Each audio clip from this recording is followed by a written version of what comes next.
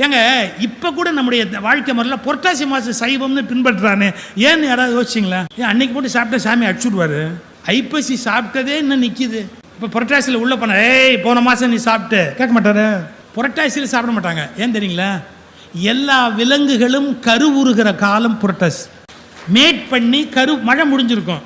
மழை முடிஞ்ச உடனே இனவிருத்தி பண்ணும். இனவிருத்தி பண்ணி மேட் பண்றது. சார், மேட் பண்ணி இனவிருத்தி பண்ற காலத்தில் கொண்டுட்டீங்கன்னா அந்த இனம் வளராது சார். அதனால வேண்டாம் அப்படி. அதே நீங்க பெரிய புராணத்தில் வருது. கண்ணப்ப நாயனார் வேட்டைக்கு போறாரு. நடை தளர்வுறு கண்ணுக்குட்டி வயிற்றுல இருக்கிற குட்டி வயிற்றுல இருக்கிற விலங்கு நடக்க முடியாம கஷ்டப்படும்ல, அதை கொல்ல மாட்டாங்க. சினை உற்ற விலங்குகளை கொல்லுதல் கூடாது. ஒரு வேட்டையில கூட ஒரு அறம். இந்த மாதிரி ஒரு நெறிமுறையோடு கூடிய ஒரு வாழ்க்கை. எதுலேருந்து என்ன கிடைக்கும்லாம் தெரியாது. வாழ்க்கையில் எவ்வளோ மாற்றங்கள் சின்ன சின்ன காகிதங்கள் மூலமாக கூட வந்திருக்கும். குஜராத்திலேயே எங்கேயோ மகாராஷ்டிராவில் ஒரு அம்மா கணவன் ஆஸ்பத்திரியில் அட்மிட் பண்ணியிருந்தார். என்னுடைய புத்தகத்தில் எழுதியிருக்கேன், நீ நான் நிஜத்தில். மகாராஷ்டிராவில் தன்னுடைய கணவனை ஆஸ்பத்திரியில் அட்மிட் பண்ணியிருந்தார். அவரை காப்பாற்றுறதுக்கு அவளுக்கு பணம் இல்லை. டாக்டர் ஏகப்பட்ட செலவு சொல்றாரு. ரொம்ப மனவேதனையோட சரி வெளியில ஒரு மாதிரி ஒரு கடையில் சமோசா வாங்கலாம், தனக்கும் கணவனுக்கும் வாங்கலான்னு 2 சமோசா வாங்கிட்டு, அது உங்களுக்கு தெரியும், நியூஸ் பிரிண்ட் பேப்பரில் தான் சமோசாவை சுற்றி கொடுப்பாங்க. அதோடு சேர்த்து கொடுத்தா அந்த மசாலா ரொம்ப பிரமாதமாக இருக்கும். அதனால அந்த நியூஸ் பிரிண்ட் பேப்பரில் அப்படி சுற்றி கொடுத்தாங்க பாருங்க.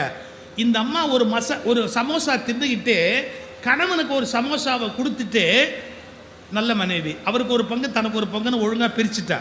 கணவனுக்கு ஒன்று கொடுத்துட்டு தான் ஒன்று சாப்பிட்டுக்கிட்டு இதை பாருங்க அந்த துண்டு காயத்தை இப்படி பார்த்தா. மறுநாள் ஒரு மராத்தான் போட்டி இருக்கு, ஓடணும். அந்த மராத்தான் போட்டியில் ஓடுறவங்களுக்கு பெரிய தொகை பரிசு. இத்தனோண்டு பேப்பரில் இருந்ததை பார்த்துட்டு கிழிஞ்ச புடவை, காலில் ஷூ கிடையாது, எந்த செருப்பே கிடையாது. மறுநாள் போய் மராத்தானில் கலந்துக்கிறதுக்கு அந்த அம்மா நின்னா. சிரிக்கிறான் எல்லாரும். என்ன நீ பைத்தியமா இப்படி வந்து நிற்கிற? இந்த போட்டிக்கு எப்படி வரணும் தெரியுமான்னா, எனக்கு தெரியாது, என் புருஷனை காப்பாற்றணும், எனக்கு வேறு வழி தெரியல சார். ஓட்டமும் நடையுமா நடந்து போகிற தூரம். நீங்கள் நம்புனா நம்புங்க, அந்த அம்மா தான் ஜெயிச்சா, அவன் முதல் பரிசு பெற்றான். அப்ப எல்லாரும் அவளை கேட்டாங்க, இந்த ஓட்டப்பந்தயம் நீ வெற்றி பெற்றதற்கான ரகசியம் என்ன அப்படின்னு. கணவனை காப்பாற்ற வேண்டும் என்ற கவலை என்னை துரத்தியது, அதனால் ஓடிக்கொண்டே இருந்தேன் அப்படின்னா.